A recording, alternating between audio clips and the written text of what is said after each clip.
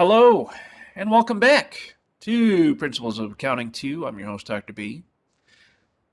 We are in the second week already of the spring 2022 semester here at UDC. And today we're going to be talking about how to analyze the financial statements. And before we jump into today's lecture, I do want to have a couple of quick housekeeping notes. Since most of you are on the call, I want to say thank you for taking the time out of your day to join me in today's lecture. If you ever, for some reason, miss a lecture, all these sessions are recorded, and you'll always have the ability to go back and watch those recordings as needed. Yep. So just something to keep in mind. So let's go ahead and quick housekeeping notes. Since we're in the second week, by now you should have introduced yourself in the discussion forum from week one. Now that we're in week two, to access today's content, go into the classroom, under course content, scroll down to module 1, open up module 1, and select week 2. You'll be able to, here you'll find the PowerPoint that we're about to cover, and you'll also find the homework assignment. The homework assignment for this chapter is a discussion forum. I want to remind you about the discussion forums. These are worth 10% of your entire grade for this course, okay? 10% of the entire grade for this course is in the discussion forum. How do you earn full credit for the discussion forum? You'll respond to the question using outside resources, citations, and references. I'm expecting full paragraph responses. A few of you have already done this. Bravo. Thank you so much. 3 of you, in fact, which is great. There are 12 of you in the course. I'm expecting all 12 of you to do this. Full paragraph responses. Mr. Tinsley did a wonderful job here. He's got 3 paragraphs. He has his reference. Very nice research here. Very well done. This is exactly what I'm looking for, okay, in your initial posts. All of you need to have an initial post of a paragraph or more, a couple paragraphs, with a nice reference, citation, all that good stuff. This is all very good. It doesn't have to be perfect. I'm not looking for perfection, okay? What you have here is great. This is exactly what I'm looking for. You're using outside resources. You're discovering what the difference is between vertical and horizontal analysis. And you're posting your full paragraphs. That's part 1. The second part is you need to respond to 2 of your classmates with full paragraphs, okay? I'm not looking for a good job, good post. No. That will not be sufficient. A sufficient response to one of your classmates is a full paragraph response. And I'm looking for you to add to their initial post. So what does that mean? You'll say, this is very good work. I found that the difference between horizontal and vertical analysis is this. What are your thoughts on this? Ask like an engaging question. That's what a real discussion is, right? So every time we have a discussion board, I want you to think like it's a discussion that you're having with your classmates, right? So full paragraphs, questions, that should be included in your responses to your classmates. Any questions on that? This is worth 10% of your grade, so please, full paragraph for your initial post with your references. And please, when you're responding to 2 of your classmates, make sure they're both full paragraph responses. Anything less than that, you'll be deducted in points. It's worth 10% of the grade, so please do not miss this. This is due Sunday night. So at the initial post and the responses are all due by Sunday night. Any questions? Makes sense, right? Yes, it makes sense. Awesome. Thank you, Shelley. Miss Rhodes, appreciate that. Okay, great. So yeah, that is the homework assignment for this chapter. Now let's go ahead and jump into the chapter. And let's talk about the financial statements and how we as managers analyze the financial statements. Okay, this is Principles of Accounting 2.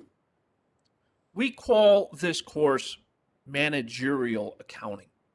Okay, Principles of Accounting 2 is Managerial Accounting. The reason why we call it that is in this course, we don't just build the financial statements. That was Principles 1. That was financial accounting. You already know how to build the financial statements. In managerial accounting, we will be managing based off of the financial statements. And we as managers need to understand how to read the financial statements and how to interpret them and how to manage based off of them. And that is what we do in this course, which is managerial accounting. So this chapter talks about how to analyze the financial statements. And you can consider this chapter the bridge between Principles 1 and Principles 2. So as we jump into this chapter, I want to first talk about the financial statements themselves. So who can tell me what are the 4 primary financial statements? What are the 4 primary financial statements? What do you think? Come on, I know you guys know this. What are the 4 primary financial statements in accounting? You could answer in the chat. You can say it out loud, whatever you prefer.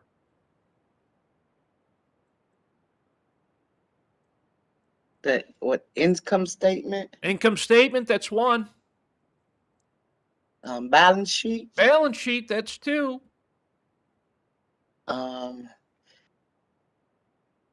Ooh. You're on the right. I got Mr. stuck. Wait a minute, hold on. Mr. Tinsley, help her out. I'm sorry, Mr. Tinsley. What was that? I'm sorry, shareholders. Statement of shareholders, stockholders' equity. Yes, that's 1. That's 3. What's the 4th one? Is the other one lenders? Statement of cash flow. Cash flows. That's 4. All right. So let's review. Income statement. That's where we post our revenue and our expenses, net income.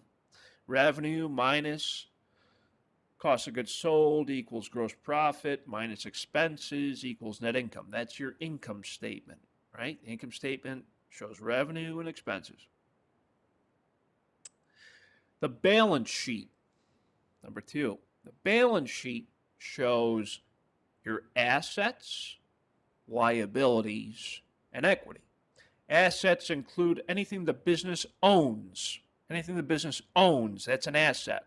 That would be things like cash, accounts receivable, inventory, property, plant, equipment. Those are all assets. It's what the business owns. Liabilities is what the business owes to someone else. Accounts payable, wages payable, taxes payable, anything payable.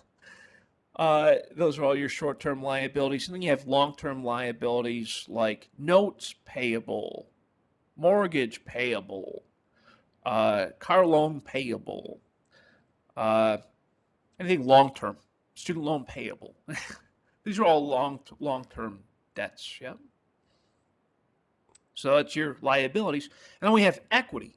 Equity is the difference between assets and liabilities. It's what the owners own, okay? The difference between assets and liabilities is what the owners own. That's called equity. And equity includes things like bonds, stock, owner's equity, net income. These are all equity, right? It's what the owners own. It's the difference between assets and liabilities is equity. So as you know, the accounting equation is assets equals liabilities plus equity. That's the accounting equation. The accounting equation can be rewritten as assets minus liabilities equals equity, right? So that's another way of thinking about equity. So we talked about the income statement, revenue minus expenses equals net income. We talked about the balance sheet, assets equals liabilities plus equity. And now we have the statement of retained earnings, so also known as the statement of equity, right? Statement of retained earnings shows us what's retained in the business. So it would be beginning balance retained earnings plus net income minus any owner's withdrawals minus any payments made to stockholders equals ending balance retained earnings. Right, that's the statement of retained earnings, also known as statement of owner's equity, also known as, right, there's a couple of names. And then the fourth financial statement is the statement of cash flows.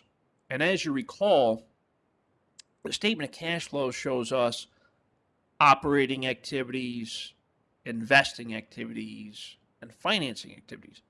The operating activities are is the cash coming into and out of the business for the day-to-day operations of the business.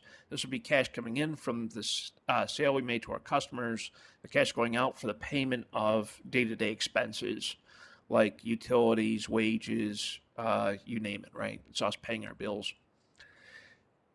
That's operating activities on the statement of cash flows. Then we have our investing activities. Investing activities is cash used for the purchase or sale of property, plant, and equipment. So cash coming into the business for the sale of property, plant, and equipment, and cash going out of the business for the purchase of property, plant, and equipment. So that is your investing activities. And then we have financing activities on the statement of cash flows. The statement of cash flows financing activities would include things like the purchase or sale of bonds, stock, any type of loans from the bank, financing activities, right? And so that's the four primary financial statements. And I'm glad that most of you remember that from Principles of Accounting 1. And so what we're going to do now is, as managers, we will analyze those financial statements. And the reason why we analyze financial statements is to get an understanding of the overall financial health of the company. That's the purpose of us analyzing financial statements as managers. And how do we do that? We analyze financial statements through different methods of analysis, depending on the information that we're trying to extract from the financial statements. There's a couple of reasons why managers are interested in analyzing the financial statements. Primarily because we need to know what to do, right? We need to understand the financial health and performance of the company so we can make changes accordingly. Managers are interested in knowing how the company is performing because we need to adjust based off of that performance. For example, if I'm managing a department within a store like Macy's, I need to know what sells well and what doesn't, so I can make changes accordingly, right? If I'm selling certain products better than others, I might want to consider raising the price of the ones that sell well, reducing the price of those that do not sell very good.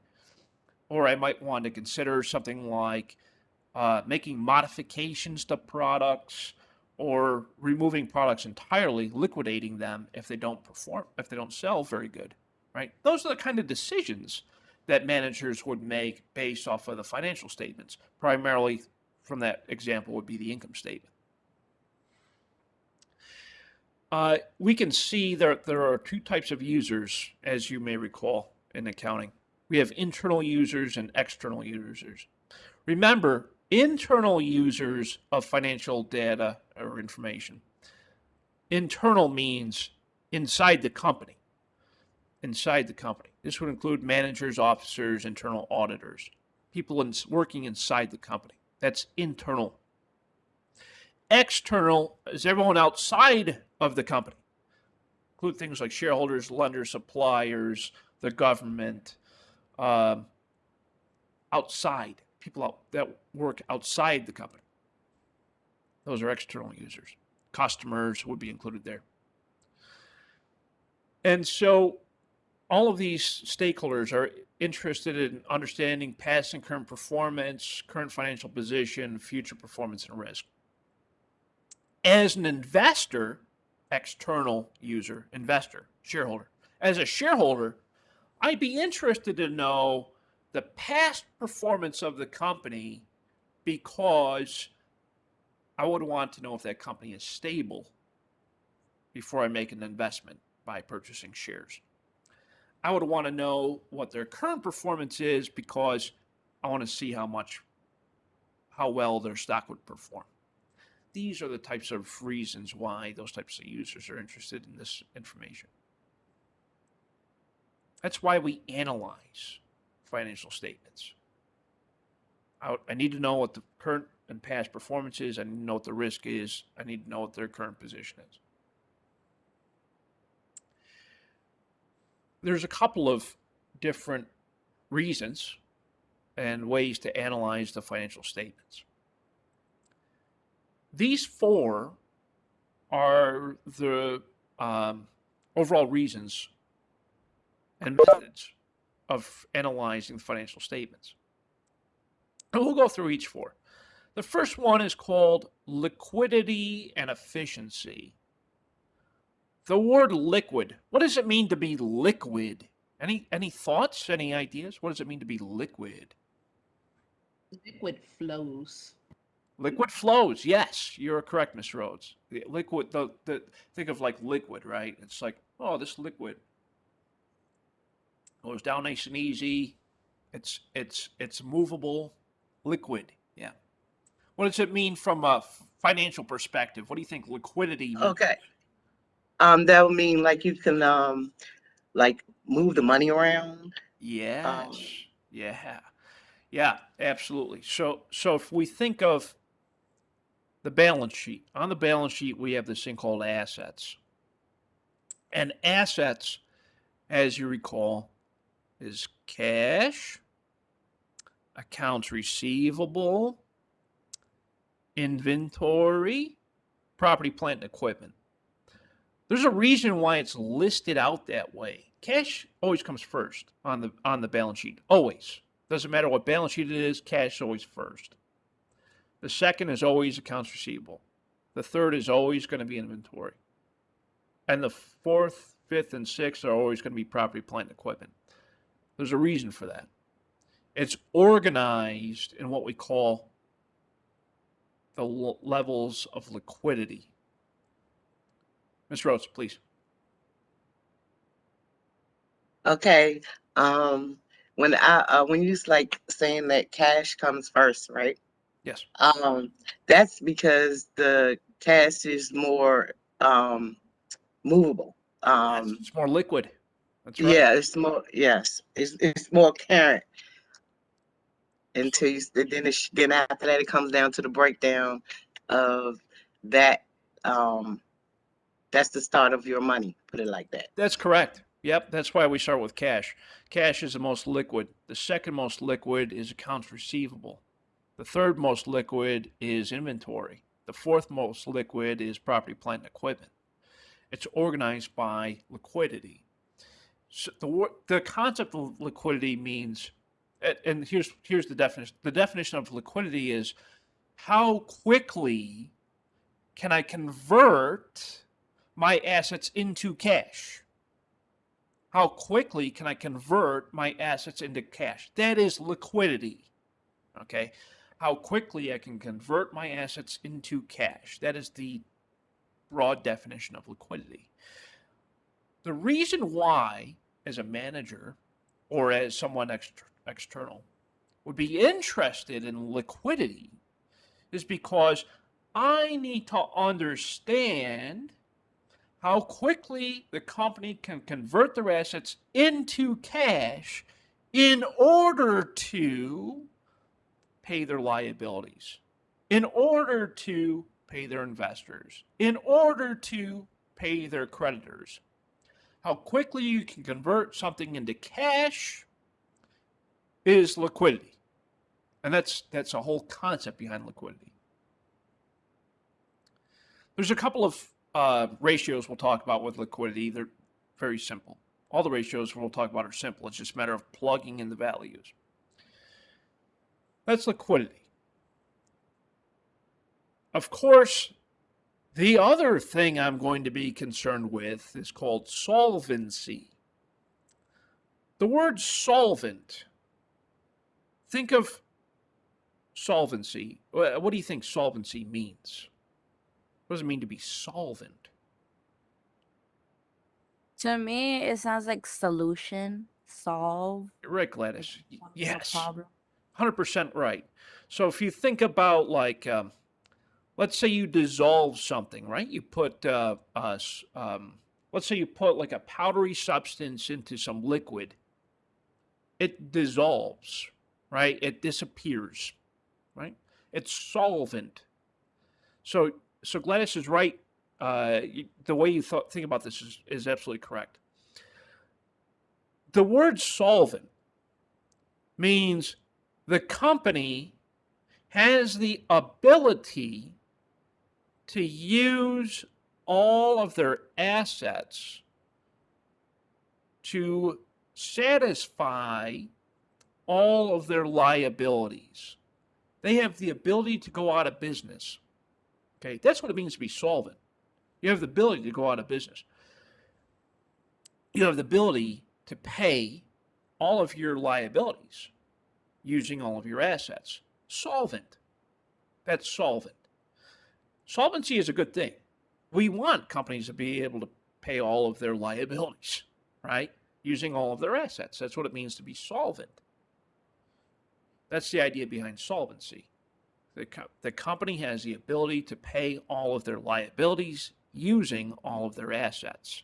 Solvent.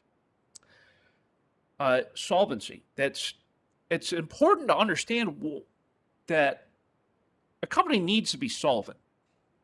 They need to be able to use all of their assets to pay all of their liabilities. And the reason for that is the company needs an exit strategy. We as investors, I need to know, do you have the ability to pay all your debts?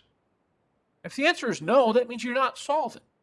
So we look at other cases like what happened with Sears, for example. They were not solvent. Okay. I was gonna ask you about Go ahead, Kayla, please. This is Aisha. Oh, What happened? Yeah, like what happens when a company isn't solvent? Because in my business class, we had studied. I can't exactly think of the name of the company, but I'm going to describe it to you. It was a really long-term travel company overseas, and they literally went bankrupt and stranded thousands of people. Oh, I I remember can't think that of one. the name. Yeah, Yeah, that was like an airline did that. It was called I forget. It was recent though. I remember the one you're talking about. yeah, I can't think of the name, but like, is that an example? Because that's like who's Yes. responsible keeping them in check? That scares me as a just American, period. Yeah. Yeah, great example. Yeah, that's a perfect example. There's a couple of other ones. Kayla, do you have a question?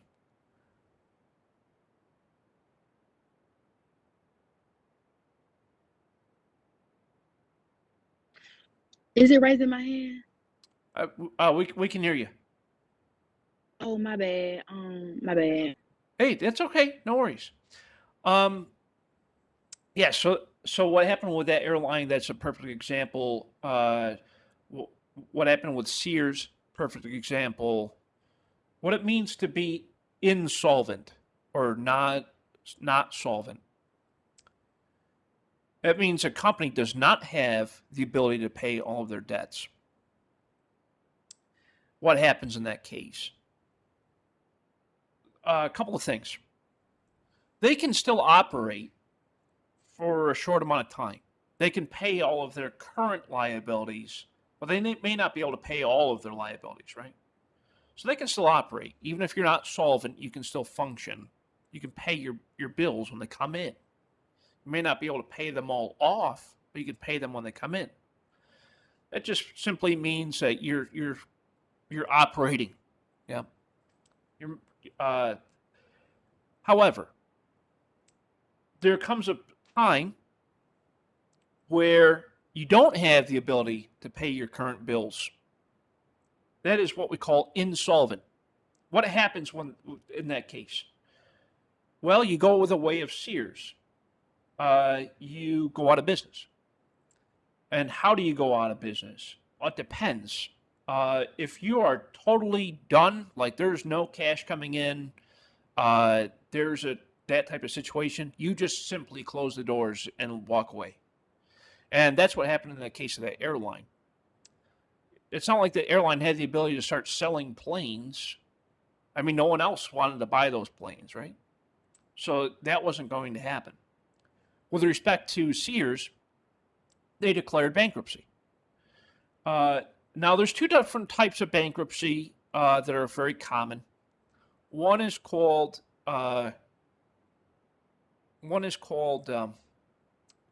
Chapter 11, and one is called Chapter 7. These are the two most common forms of bankruptcy in the United States. Chapter 11 simply means I can restructure my business and negotiate settlements with my debtors and still operate the business. That's Chapter 11. Chapter 7 means I'm totally done, out of business, close my doors, liquidate everything. Okay. Sears first went through chapters 11, and they worked out deals with their debtors. They sold off a lot of stuff, closed a lot of their stores. They're still operating. They're still in business, but they're nowhere near what they used to be, right? So that's chapter 11. Chapter 7 is that airline we were just talking about. They straight up stopped all operations, and the banks took all of their assets. So those are both examples of not being solvent, insolvent. Great question. Good discussion. The third part of analysis is this thing called profitability. As an investor or as a manager, I need to understand that my business is profitable. The whole reason why anyone goes into business is to be profitable. You didn't start the business to lose money. That's not why you started a business. You don't want to sit there and lose money. That's not sustainable. Okay? Profitability is, does the business have the ability to generate a profit using its current assets? Okay. Profitability, this is above your break-even point. Break-even means your revenue is equal to your expenses. That's break-even, right? Your profit's zero, and you didn't lose anything. That's break-even. Your revenue equals your expenses. That's break-even, okay? You didn't make money. You didn't lose money. That's break-even. When you make money, your revenue is greater than your expenses. That's profit, right? Net income minus any ridiculousness like paying people is profit, right? That's profit. Profitability is how businesses stay in business. Even nonprofits need to make a profit. Do you understand? A nonprofit is not in business to make a profit, but they still need a profit to stay in business. They need to cover all of their expenses with their revenue. Otherwise, they're not going to be able to stay in business. It's not sustainable. But all businesses need to make a profit, even nonprofits. The point is, when your revenues are greater than your expenses, you're profitable. Okay? And you used your assets, like selling inventory, using cash to invest in the business. You used your assets to generate the profit. You used your machinery, you used your building, you used your land to help you to create the product to make a profit. That's using your assets to be profitable. That's profitability. That's the whole idea behind profitability, is to earn a profit. Can the business earn a profit? And the last part of analysis is this thing called market prospects. And this is from in accounting, when you hear the word market, oftentimes we're talking about the marketplace. And this means we'll be talking about things like stocks, bonds, debt, equity, those types of things. That's the market. Market prospects is talking about the stock price of the company, that type of thing. These are all things we analyze in business. And to make an analysis, we need information. So we look at the income statement, balance sheet, statement of cash flow, statement of stockholders' equity, and of course the notes. You all probably remember the notes. The notes is when we look at the notations made to the financial statements. Like, we sold this to this customer. That's a note. We refinanced a loan. That's a note. We, whatever it is, the notes. But we look at all that. We need to look at all that information to analyze the company's financial situation, their financial health. There are standards to analysis. I'm not just going to analyze the company's information and not compare it, right? You got to have something to compare it to. Some of you are in the process of starting your own business. We talked about that last week. Some of you are starting your own business. Some of you already have your own business. And some of you are just looking to make wise investment decisions. So this part of the course it's important because you need to be able to analyze your business's performance. And when you analyze something, you need to compare it to something. It's like, great, I have a number here. What does it mean? I don't know. What are we comparing it to? So we take our analysis. We performed a couple of ratios. Now what do I do with the ratio now that I computed it? I need to compare it to something. I can compare it to the company, other departments. We call it intra-company. I can compare my results to my competitors, other competition that are close to me. I can compare it to my industry averages. Like, for example, if I'm in, let's say I'm Macy's, I'm going to compare my ratios to the retail industry. If I'm an airline, I'm going to compare my ratios to the airline industry. If I am I'm an auto mechanic, I'm going to compare my ratios to the automobile industry. Right?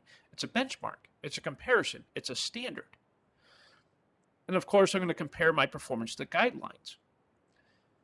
The reason why, as a business owner, as a manager, I am going to compare my analysis to these benchmarks is because I need to understand how my company is performing in comparison to others.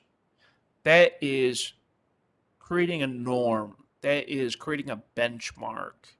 And that's why it's important that we compare our results to something, to the industry averages, to the competitors, to the guidelines, etc.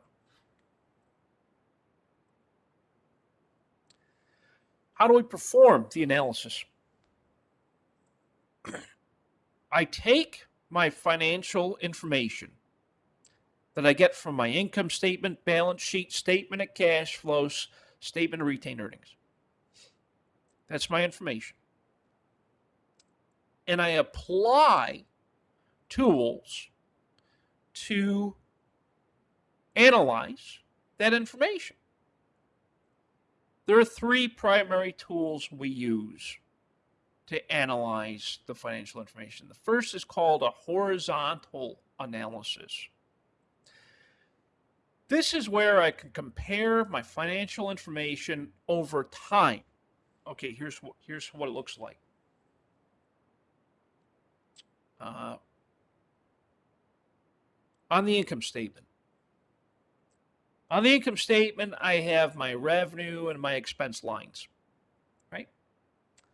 I can compare my income statement from 2021 to my income statement that I got in 2020 and 2019. I'm comparing my income statement from 2021 to 2020 and to 2019. And I'm looking at each line item on the income statement horizontally. Horizontal means across, right? From left to right, right to left. Horizontal. Yeah? The horizon line. And I'm looking at the information from my income statement from 2021, and I'm comparing that to my income statement of 2020 and 2019.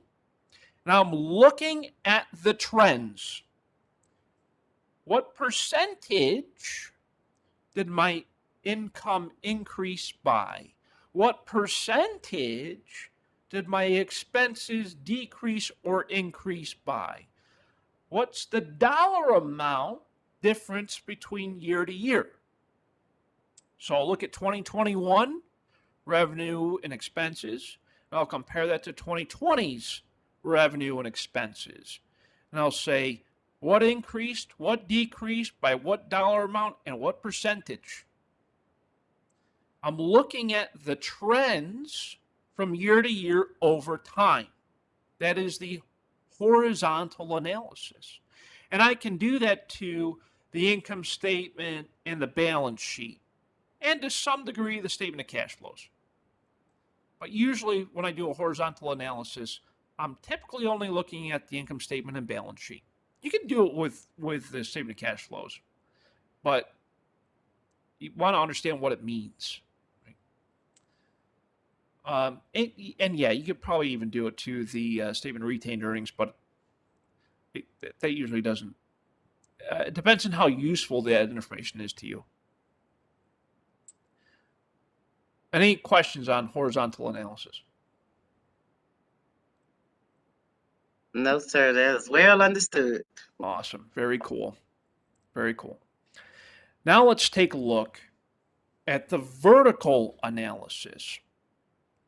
I'm going to use the same data. I'm going to use my income statement, balance sheet, statement of cash flow, statement of retained earnings. Okay? And I'm going to look at each year individually. So let's take a look at 2021. In 2021, I have my revenue and my expenses on my income statement. I'm going to look at that as a percentage of total revenue. On your income statement, I'm going to look at all of my individual line items as a percentage of total revenue. So what do I mean by that? Let's say my total revenue is 100%, okay? I'll look at each individual expense line item and express that amount as a percentage of total revenue. So, oh, my utilities was 10% of my total revenue. My wages were 50% of my total revenue. My my rent was 20% of my total revenue, etc. That's vertical analysis. I'm going up and down. Okay? Vertical goes up and down. That's what vertical means. It's up and down. And so as I'm looking at everything up and down as a percentage of total revenue on the income statement, I can do the same thing on the balance sheet. But the difference is there is no revenue on the balance sheet, right? Balance sheet is assets, liabilities, and equity. I can express on the balance sheet everything as a percentage of total assets. Okay? Percentage of total assets. It's like, oh, my notes payable was 26% of my total assets. Oh, my stockholders' equity was 10% of my total assets. My etc. Right? It's vertical, looking up and down, expressing everything as a percentage of total assets in the balance sheet. And I can do the same thing on the statement of cash flows. The statement of cash flows works a little bit different. The base on the statement of your cash flows is actually going to be represented as your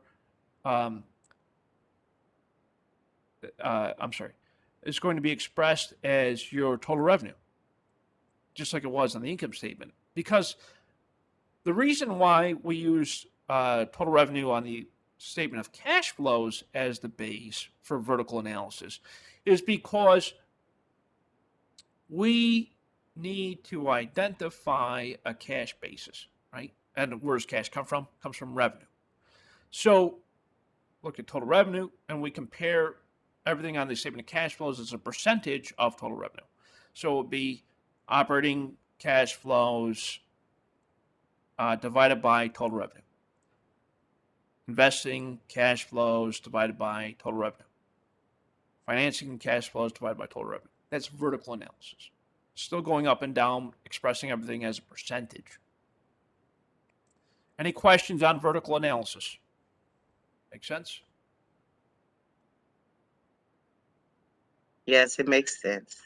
I was gonna ask, is there a way for us, for you to visually show us what you're saying? Yes, 100%. And yes, I will be doing that here shortly. I think it's in the next 2 slides. And I will actually pull up a real life example as well. Yes, most definitely. Thank you. Okay. And then the last way we analyze financial information is using ratios.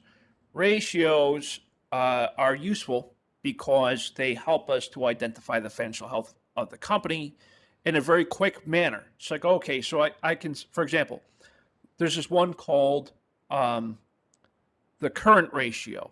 The current ratio is current assets divided by current liability. Current assets divided by current liability.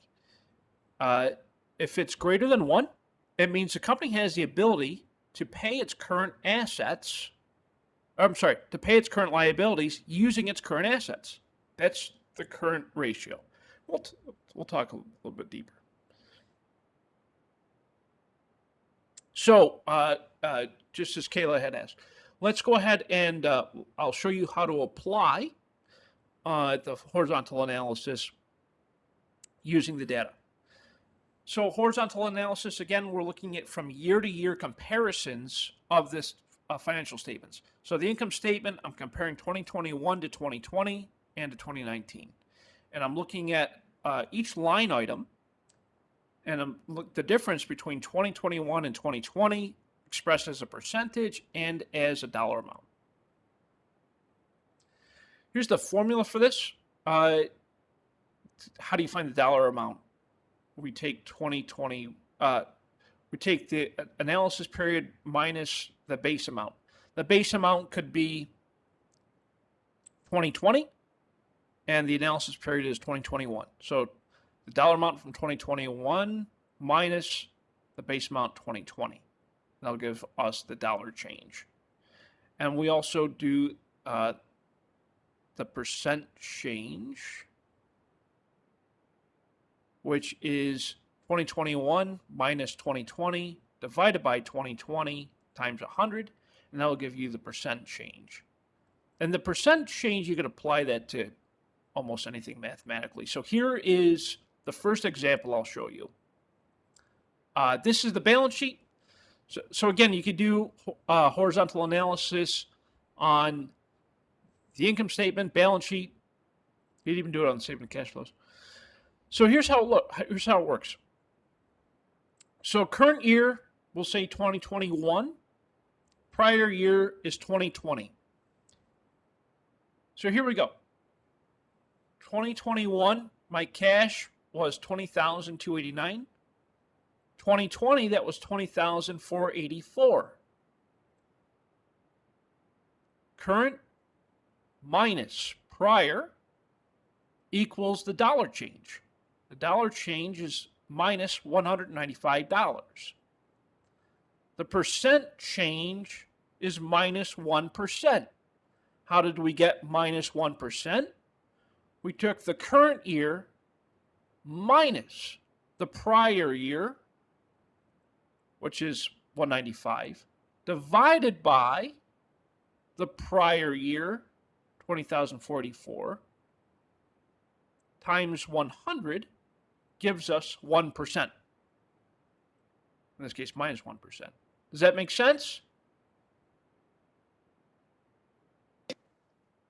Could you Yes. repeat Yes. one more time for me? I'm sorry. It makes sense to me because repeat like this specific example, how you did the current year minus that.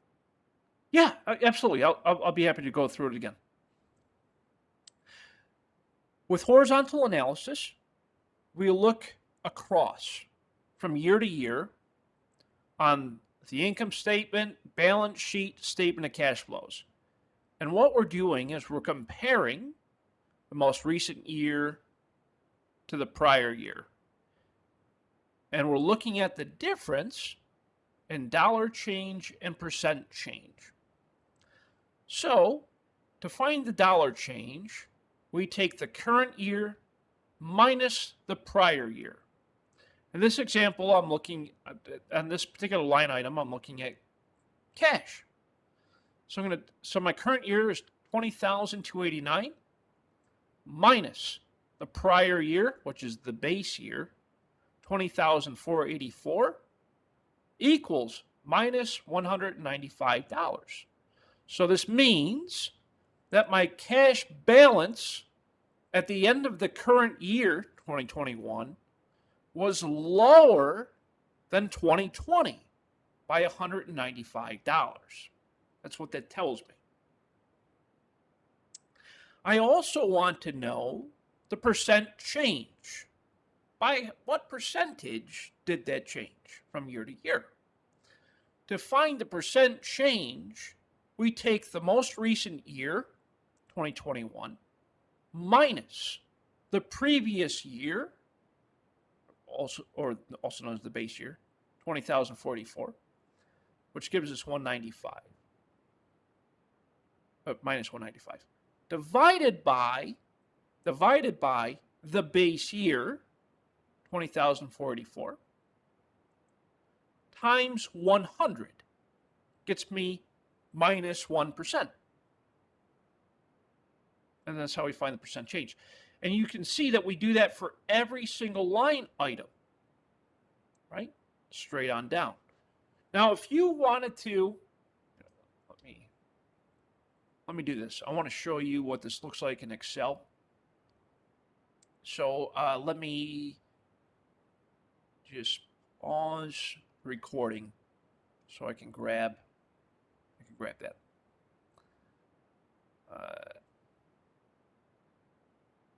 Hold on just 1 second. And let me just grab the example I want to provide to you.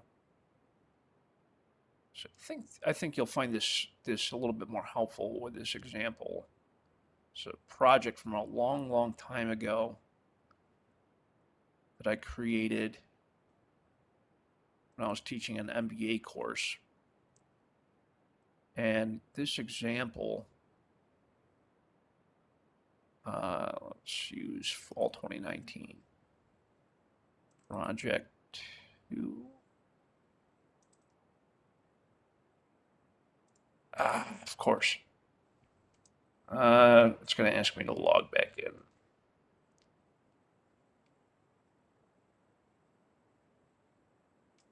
Sorry about that. I really want to show you this one example because I think you'll find it helpful. Let me just log back in real quick.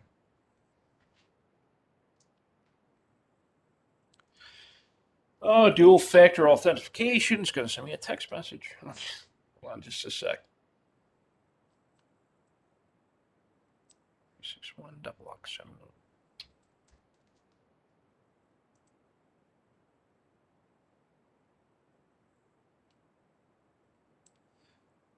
This one example in Excel, I think it'll be really helpful. So that's why I want to try to pull this up. Apologize for the delay.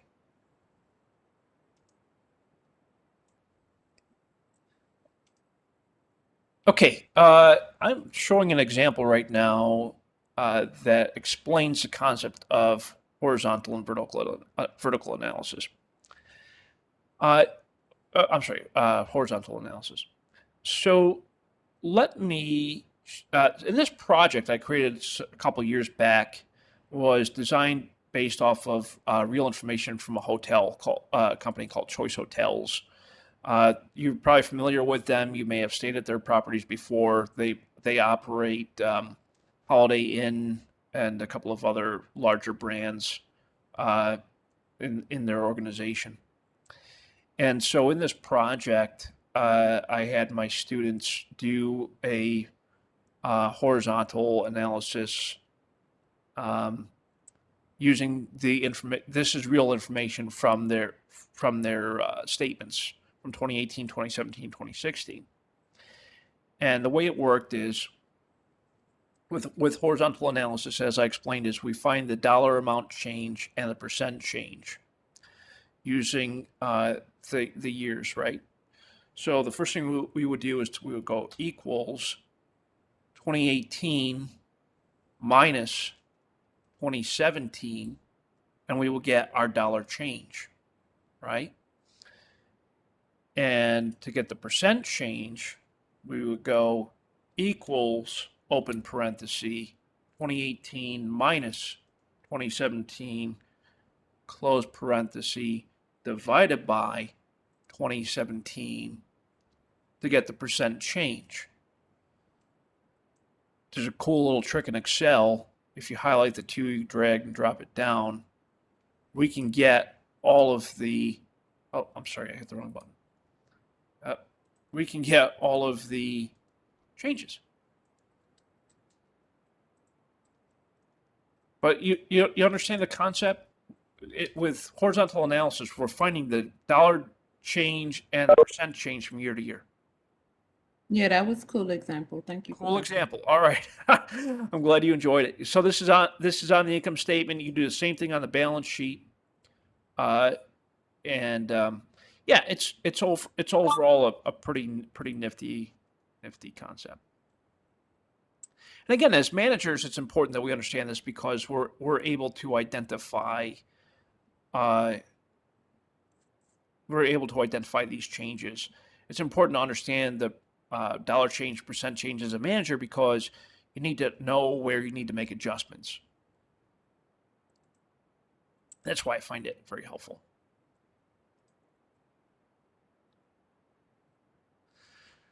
And here's the income statement. Professor. Yes, Professor, Ms. Rhodes. well, in my my last class, we did this when we was doing the hotel costs. Mm-hmm. And as far as like we bringing a group to DC, and we had a budget of $50,000 to spend for the convention, and that's somewhat what we did as far as the budgeting of the money. Perfect. Yeah, that's good to know. Yeah, you're absolutely right. This type of information is definitely helpful for budgeting as well. And we'll actually talk more about that when we get to our budgeting chapters. Yeah, very cool. It's good to know. Trend analysis. The trends. It's so important to understand the trends. The percentages, basically, that's what we showed you, the percent changes, yeah? We see the percent changes from year to year. So if we go back into our example document, I can do this, right? 2017 to 2016. So 2017 minus 2016 amounts. Drag and drop that down. And I could also do the percent change, open parenthesis, 17 minus 16, close parenthesis, divided by 16 is the base year. Got my percentage. I formatted it as percent, that's why it automatically converts. And we can see the changes. It's obviously 0. Okay. Now, when we're identifying trends, what we're looking at, what are the changes? And what direction are those changes heading in? That's what we call a trend. What is the direction of the change? So we can see, for example, total revenue for Choice Hotels from 2016 to 2017 was 17%. Total revenue for Choice Hotels from 2017 to 2018 was 11%. So there was a decrease in total revenue. Okay? That tells me as a manager that our percent change is getting closer. Okay? We can see the same thing from the dollar amount, right? This is interesting to see because this tells us that it's not changing as frequently as it was before. The company might be growing a little bit slower during that time period. There's a couple of reasons for it. Yeah. We could also see percent changes for everything else, right? Your revenue lines, your expense lines, etc. The information is important because it helps me to identify changes that are happening in the company over time. That's what trends are. That's why those percentages are important to calculate. I'm glad that you all enjoyed that real life example. That was a fun project. I enjoyed that one a lot. Let me go back to my view. I'm sorry. View. Or is it? What did I do? I don't want to edit it.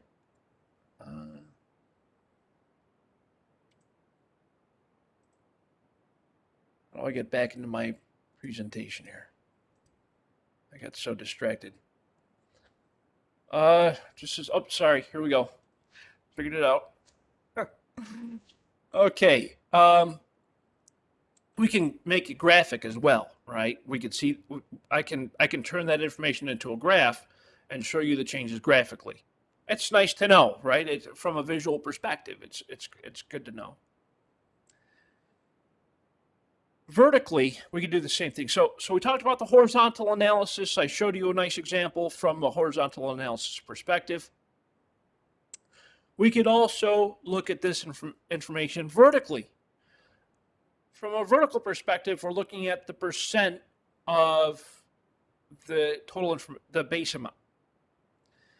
To calculate this, we take the amount that we're analyzing divided by the base amount times 100 to get the percentage. Here's an example of this.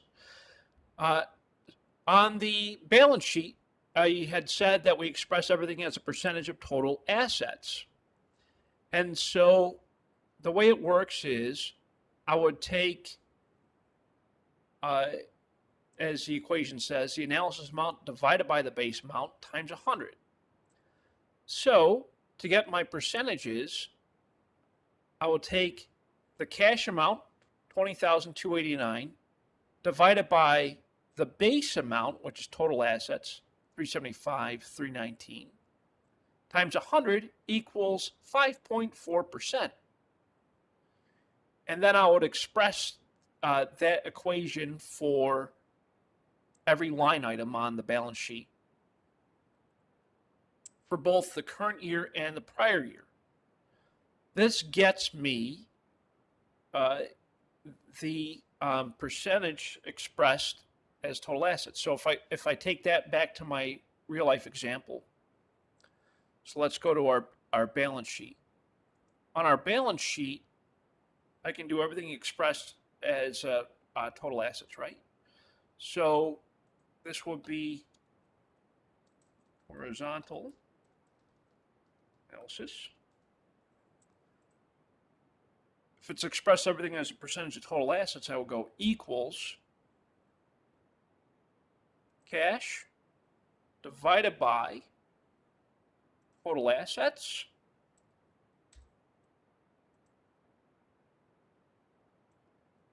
drag that up. Oh, that didn't work out too well, did it? Oh, I'm sorry. You know why? Because when you're using Excel, we call this cell referencing. It's where you make that number. Wait, it still didn't work. That's kind of weird. Let's see what happened.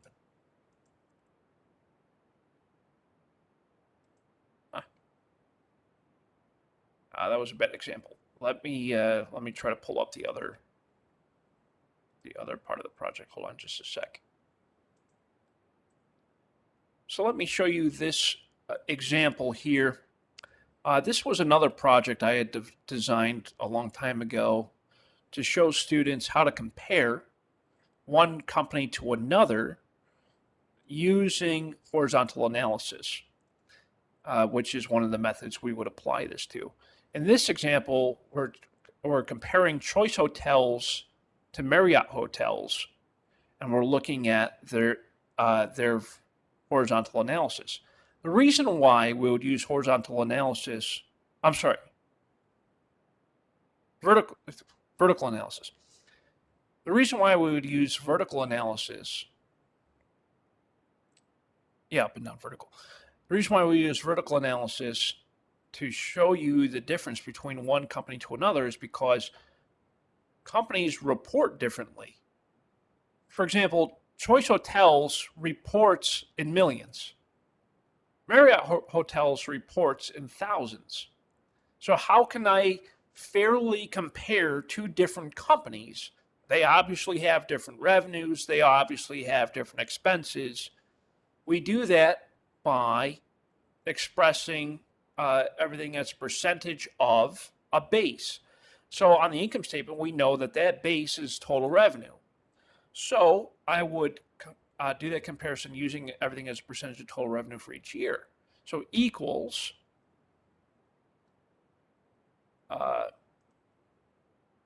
total revenue divided by the base, which we're going to lock in as total revenue. This should be obviously 100%. Whoop. I did my cell referencing incorrectly. It's been so long since I've done this in Excel.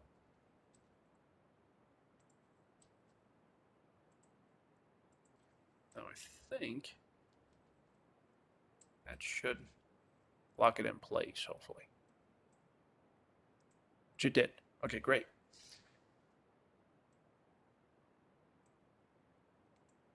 Now we can see in this example, royalty fees made up 36% of total revenue. We can see in this example that our total operating expenses was 69% of our total revenue. And we would perform that same operation for each year, for each company, and then identify the trends. Does it make sense?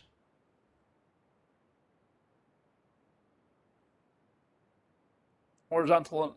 Can you explain that just a little bit, I was little bit gonna say, more can in you depth? repeat that? Yeah, absolutely. Yep. So with vertical analysis, up and down, on the income statement, we express everything as a percentage of total revenue. So we go total revenue divided by total revenue to get our base. This is our base, total revenue, yeah?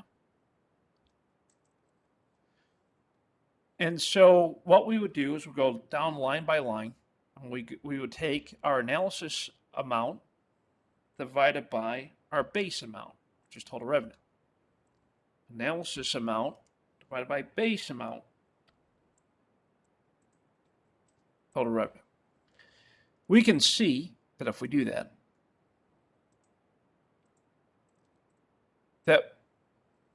for example,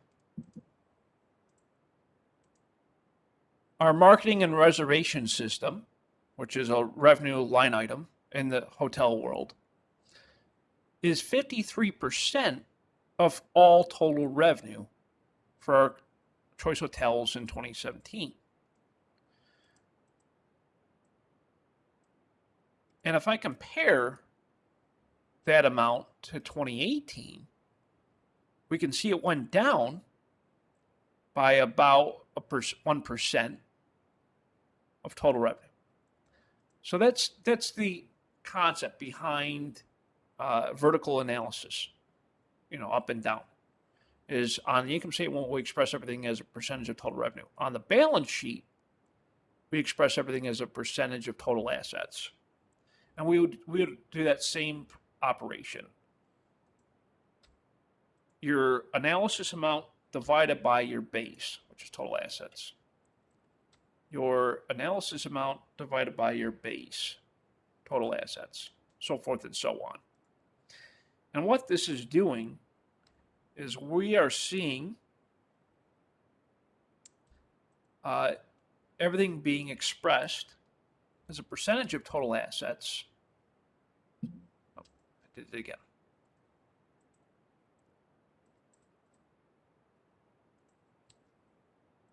We're seeing everything being expressed as a percentage of total assets. What did I do? Oh, dollars, sorry.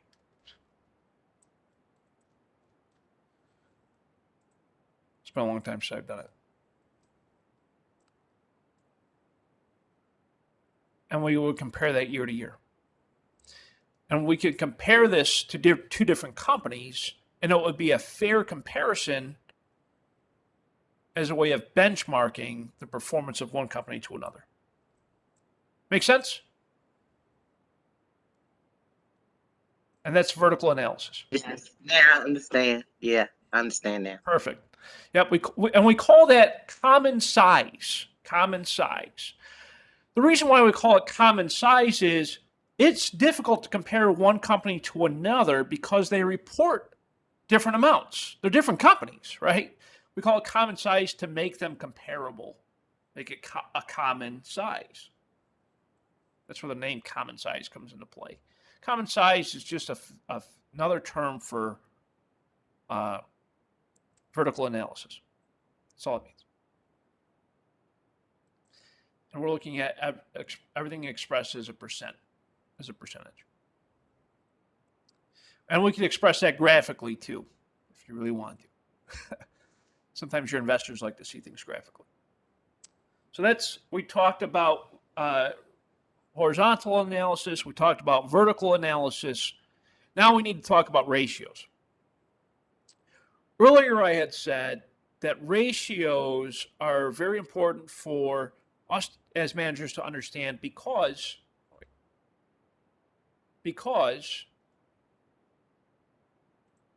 I need to be able to quickly analyze the financial performance of the company. And how can I do that? Through ratios.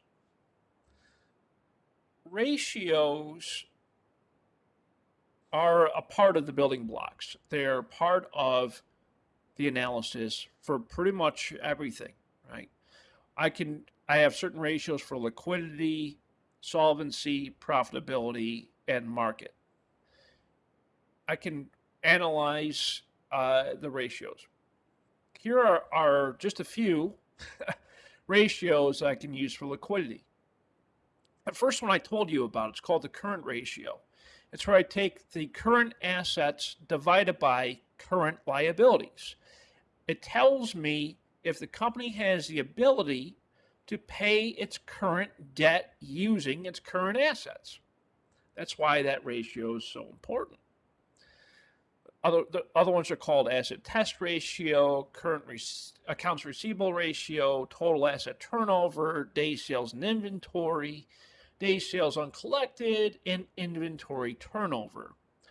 All of these ratios are useful for telling us as managers the company's overall use of assets in terms of efficiency and liquidity. Another ratio that we would look at is called working capital. Working capital is important to know because this tells us the company's ability to reinvest in the business and also the ability to pay its current liabilities. Working capital is the amount of money that we have available to use to operate the business after we've satisfied the current liabilities. More working capital suggests a stronger position. Current assets minus current liabilities equals working capital. It's a nice, simple ratio. And it really tells me the company's ability to pay its current liabilities and to operate efficiently. The current ratio is current assets divided by current liabilities. Tells us the company's ability to pay its current debt. The asset test ratio, don't worry, we're not going to dive too deep. But the asset test ratio excludes current assets and prepaid expenses because they are more difficult to convert into cash. The asset test ratio is quick assets divided by current liabilities. Quick assets are assets that can be quickly converted into cash, such as cash, short-term investments, and current receivables. Cash, short-term investments plus current receivables divided by current liabilities gives us the asset test ratio. The accounts receivable turnover ratio tells me how quickly I am collecting cash from my customers based off of their current accounts receivable. This calculation, we take our net sales, net revenue, divided by the average accounts receivable turnover.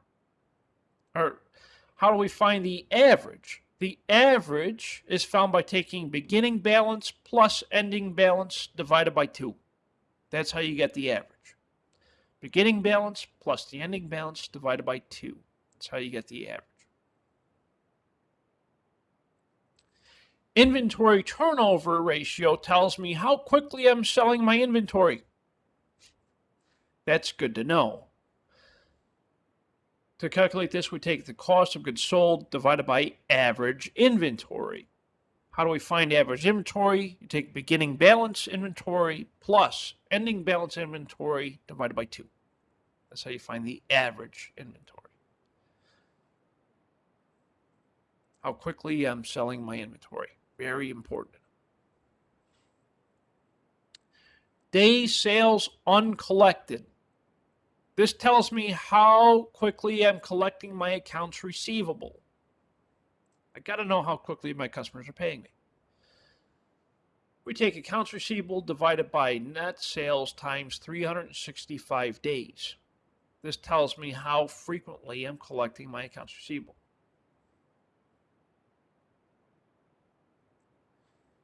Days sales and inventory. This tells me how long my inventory is sitting on my shelves. We take ending inventory divided by cost of goods sold times 365 days. Again, all these ratios, there's a use to them. From a manager's perspective, I would calculate them to get a quick and easy understanding of the financial health of the company. As an investor, I would calculate some of these to understand how quickly I'm going to get paid based off of my investment. Another ratio is called the total asset turnover ratio. We take net sales divided by average total assets.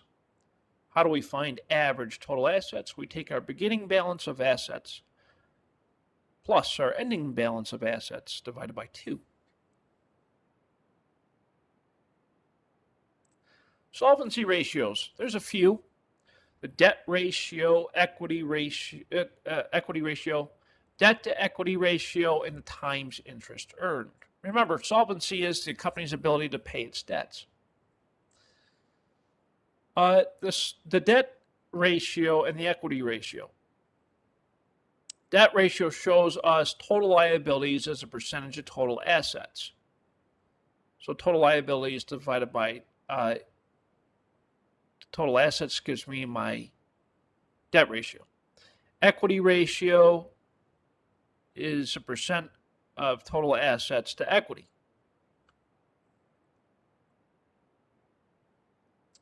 Debt to equity ratio, total liabilities divided by total equity, tells me the company's percentage of assets that are attributed by creditors. How much am I borrowing? How much am I borrowing to finance the operation? That's what that tells me. And the last one is the time interest earned, which is income before interest and taxes divided by interest expense. Both of those are found on the income statement. Those are 2 line items on the income statement. Profitability ratios, these are just a few of them. Profit margin, return on total assets, return on stockholders' equity. Profit margin, we take the net income divided by net sales. Both of these are found on the income statement. That tells me the profit margin. Profit margin is a very good measure of the company's ability to earn a profit. Profit margin. Return on total assets tells me how well I'm using my assets to generate revenue. I take my net income found on my income statement divided by my average total assets. Average total assets is calculated by taking the beginning balance assets plus the ending balance assets divided by 2.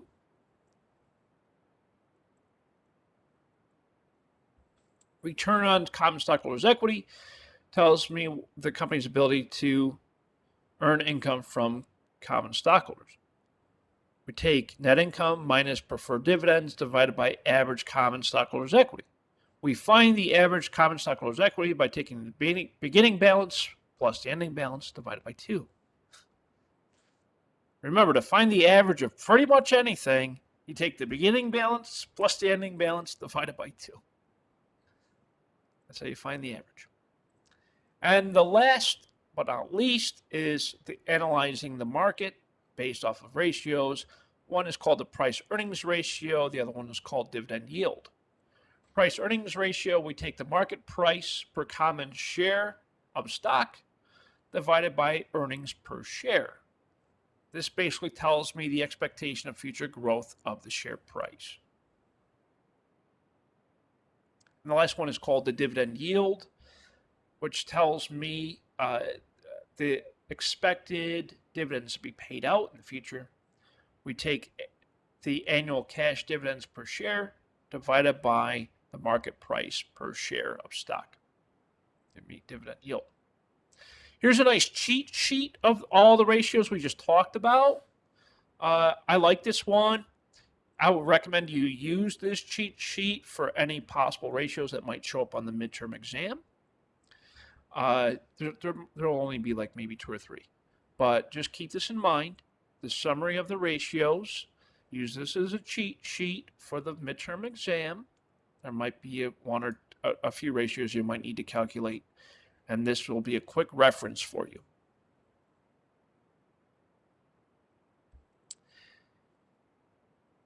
So now that we learned how to do horizontal analysis, vertical analysis, and ratio analysis, we put it all together in a report. We analyze the reports.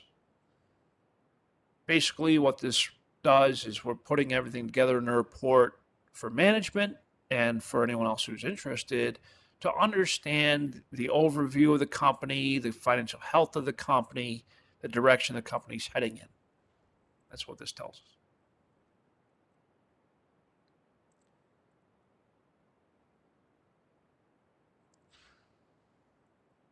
It's important to know the longevity of the company, how long we expect the company to operate. And we do this based off of this thing called sustainable income. Does the company have the ability to continue to generate income based off their sales? And what changes need to happen in order for the company to be stable in the future? We look at things like operating activities, discounted segments, changes in accounting principles, earnings per share, and how all of these things affect net income. Net income is so important to be positive all the time. We want the company to continue to generate net income. That means the company is still profitable, still stable. And so we look at things like these to identify any changes on net income in the future.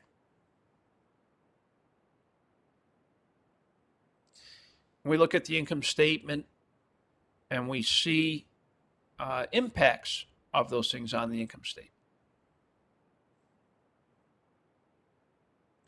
That, my friends, is the conclusion of today's lecture. Are there any comments, questions, concerns about horizontal analysis, vertical analysis, ratios, and the impact on the company? Anything at all? No, that's pretty much understandable. Cool. Yeah, I tried. Hopefully the examples I gave helped. Again, these were projects I developed a long time ago that I used to kind of demonstrate the impact in real life. So Yeah, that. I like that. That was cool. I like that. I yeah, really do. it's fun, especially for you hospitality majors out there. I know that you probably Yeah. got some entertainment out of that. Right, because I'm getting ready to start, like I said, I'm getting ready to start my own catering business and a food truck, Oh, that's and right. this Yeah. will help out a lot. Yeah. This type of information is helpful. Helps you identify changes and trends and things like that. Yes. Thank you for that example, Professor. It's my pleasure. Yeah, it's my pleasure. I'm glad that the ratio analysis that we don't have to like we need to know the formula, but every single last one of those ratio analysis formulas, I was like, oh my God. I hope test me on every single last because when you showed me the cheat sheet, I was like, okay, Lisa's right there. But it's a lot of them for just the ratio. But I see why it's helpful and I see why it's quick. I do understand that. But like, wow. Yeah, there's so many, and these are just a few of them. These aren't even all the ratios. It gets a lot more detailed than this, but a lot of managers use this type of information to just kind of get a quick glance, right, of the financial health of the company. That's why we compute these in real life. One of the ones that I use the most is the current ratio, because it tells me what's the company's ability to pay the current debt. That's so important. When it gets less than 1, we get concerned. Okay, like when I saw Sears get down to 0.8, I got nervous. Okay, as an investor, I was like, sell that stock. Something's happening here. They don't have the ability to pay their current liabilities. As an investor, that's something I would compute. As a manager, that's something I need to know, right? So some of these are really, really important. And, being able to do it quickly, it's helpful. I have a question. Yes, Kayla. Okay, you're answering the questions as the manager why they're important. Can I ask why are the ratios important as an accountant? As an accountant, yeah, because as an accountant, you would want to be able to tell your client, the company, what their current financial health is, right, from this perspective. As an accountant, you can say, hey, listen, client, business, your current ratio is getting risky. You're getting to the point where if your current ratio dips below 1, you won't have that ability to pay your current debt.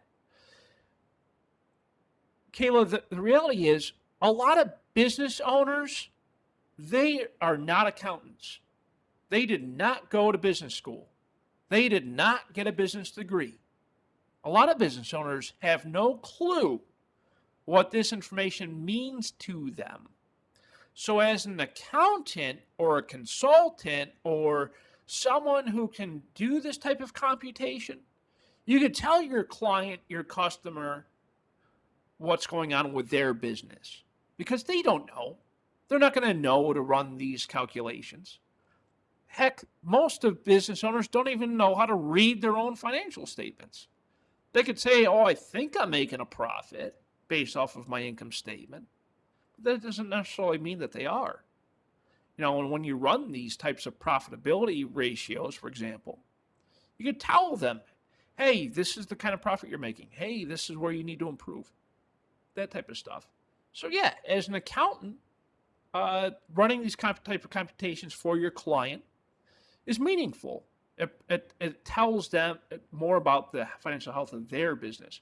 Because the reality is most business owners, they don't know how to do this stuff. Not all business owners went to school, right? They never went to an accounting class. So I hope that helps to answer your question. Mr. Tinsley. Yes, sir. Thank you. Thank you. Mr. Tinsley. Well, Professor, thank you for the lesson for today. My question is, if you were trying to take over a company and you looked at their financial statements Mhm. and they make profit, but then they lose profit, and they're like on the borderline of like literally going under. Sure. How can you save that company? Well, it's a loaded question. I would have to know more about the operations of the business. If they're struggling to make a profit, there's got to be a reason for that. Maybe they're not selling enough of the products that they're trying to sell. That's an operations problem, right? How do you sell more of a product that's not selling? You discount that product, put it on sale. If that doesn't work, then you start liquidating that product, meaning you just sell it for whatever you can get for it, right? Sell it in bulk, get it out of the business because it's not helping to generate profit. How would you find that out, you might ask? Well, you could run the profit margin ratio. Profit margin ratio, net income divided by net sales, tells us the income for each sales dollar. That profit margin ratio would tell me, hey, this product isn't selling well. Your profit margin ratio is X. It needs to be higher because how do we get that to happen? We can liquidate that product. We can put that product on sale, whatever the case is. But to answer your question, Mark, is we need to understand the operations of the company. If they're making profit in some months and they're not in others, why is that? Is it a seasonal business? Is it a cycle that the business is going through? Was there a change in the demographics of the customers? All of that type of information is helpful. And then you could use these types of ratios, look at their financial statements and say, hey, this is what needs to change. That's ultimately how you would mitigate the risk of that company going out of business. I understand, but the main reason why I was asking is because of there's a buy that's on the table, and Okay. It's the company that I used to work for, the UPS store. Oh yeah. And Oh, cool. I wanted to buy into their business. You wanted to be a partner. Yeah. Yes, a silent partner, Cool. what they call it. So that's why I wanted to know. So Sure. when I do my business proposal to them, I just wanted to know what do I need to look for and what do I need to put on the table as far as getting into, you know what I mean, making them more money. Right. Yeah. Excellent question. So of course, Mark, the first thing you're going to want to do is get a hold of their financial statements. You need to look at their income statement, balance sheet, statement of cash flows, um, and the statement of equity. Once you get a hold of their financial statements, you can really start to compute some of these ratios to get a understanding of the financial health of the company. If the company's suffering and you think that there's a risk of them closing up shop, don't invest, because you'll just be burning your cash. Because you need to know the point of no return, as they say, right? You need to really kind of get a gauge of that before you make that type of decision. It's a great question, and there's a lot more behind the answer, but that's really the short of it. Thank you, sir. Hey, my pleasure. Ms. Rhodes. Yes, Professor. Okay. And then when you were speaking on, like I was saying, with you like business. Okay, I work for the National Stadium, right? Cool. Okay, but I work under a contract company that's working for them. Sure. Okay, and they give us a food budget. Is it And Sodexo or one of those type of companies? no, we Levy's Restaurants is Okay. what we Oh, work cool. in the contract. Great. And what we do is, well, what I've learned from my supervisor, from my chef, how to count how many people are going to be in the stadium, Mhm. and how much product you have to make sure Break that even. accommodate that amount of people. Right. Just like it's saying, if you're having 10,000 in the stadium, Uh-huh. so we would time that according to our product and how much product we need to make that product to Sure. be sold. Makes sense. And what we do is we keep it on our concession stands that we send our food to. We keep count on how much is being sold and how much is being left. Say, because a lot of them we've noticed have not been keeping up with your waste costs, Right. but we do, because what doesn't get sold is going to have to get thrown away. That's right. Yep. Yeah. So what they do is the stands that are not making that much money, they close them out. Yep. Yep. That's very typical. Understanding that aspect, especially from a profit margin ratio perspective, for example, or gross margin ratio, really those types of computations would help the owner or the managers to make that type of decision. So that's a perfect example. I really appreciate you sharing that with us.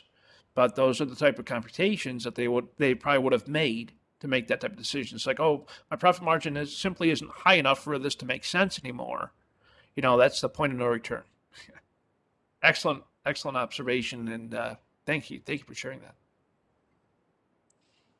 Very cool. No problem. Any other comments, questions, concerns? Yes, Professor, I have a question. So you gave us 3 different analysis that potential managers or even investors will use when looking at a business.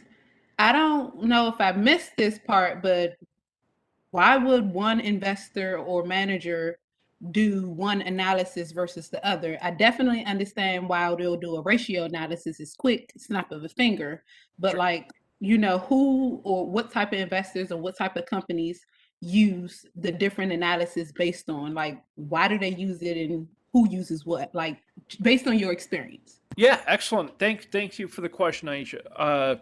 Yeah, so from my experience, here we go. The reason why I, as a manager, would be interested in performing a horizontal analysis, comparing year to year for the income statement, balance sheet, statement of cash flows, is because I need to know the trends. The trends are really important if I notice a drastic percentage change from one year to the next, something happened. Something happened. For example, if I am looking at, which one is this? Horizontal. Yep. If I'm looking at this company, okay, this is Choice Hotels, and I see something like this, yeah, something obviously happened. So as a manager, I say, what happened? I look at that and I do the research, right? It says impairment of goodwill. So what ultimately happened is that there was probably some type of acquisition that happened. This company at that time, Choice Hotels, they purchased another hotel chain called Cambria Suites in 2018, which is why this line item shows up. No one would know that if they didn't perform this analysis. Okay?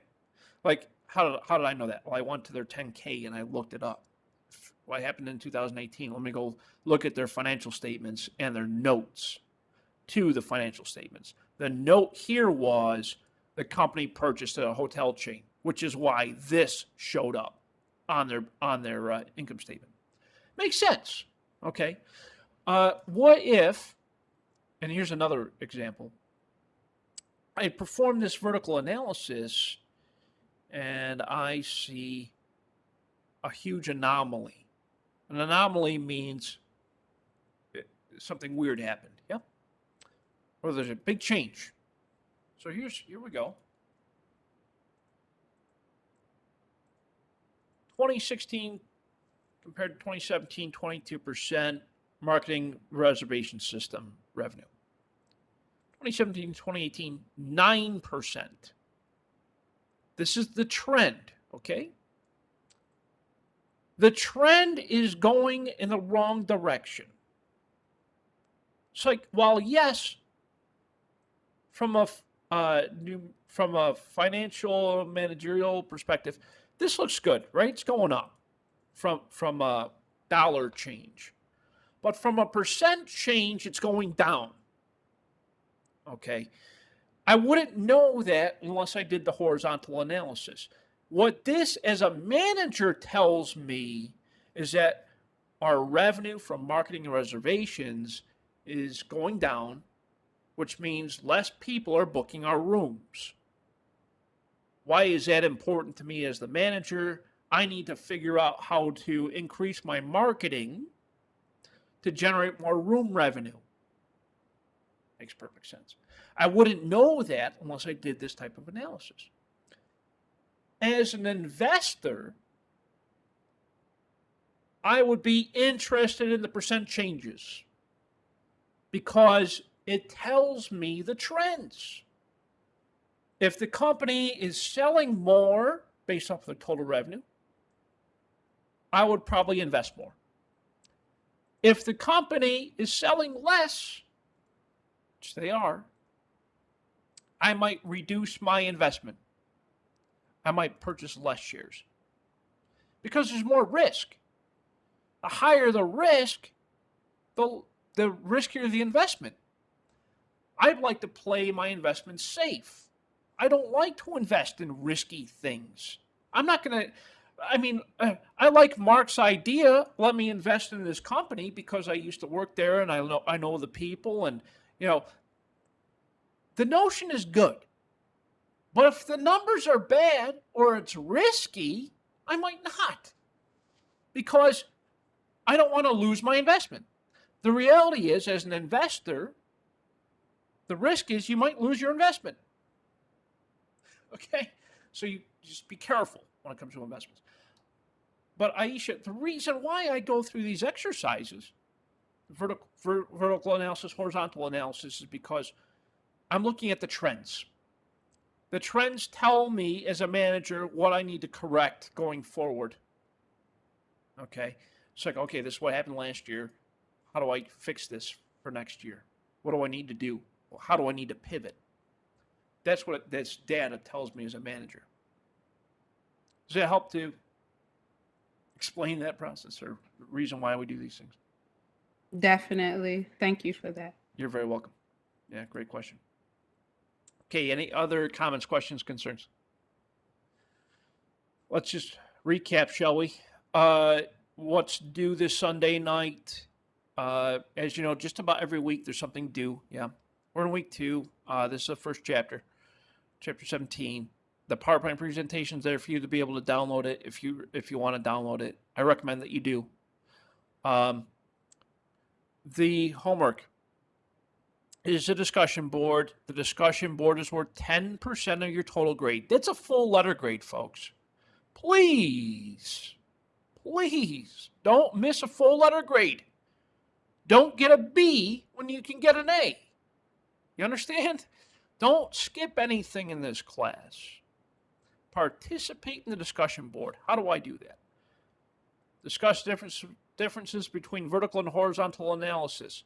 Use outside resources, interwebs. Yeah, do some searching on the Googles. Citations and references are required in your discussion post. Full paragraphs. Full paragraphs. No one-liners. No two-liners. No three-liners. You know, a full paragraph, we're looking at several sentences, yeah? Mark's got it right. He's got a couple paragraphs here. Kayla's got it right. She's got a nice long paragraph there. Shelly's got it right. She's got a nice full paragraph there. Citations, references, all that good stuff. Okay. So please make sure you follow those directions very closely. Then respond to 2 or more of your classmates.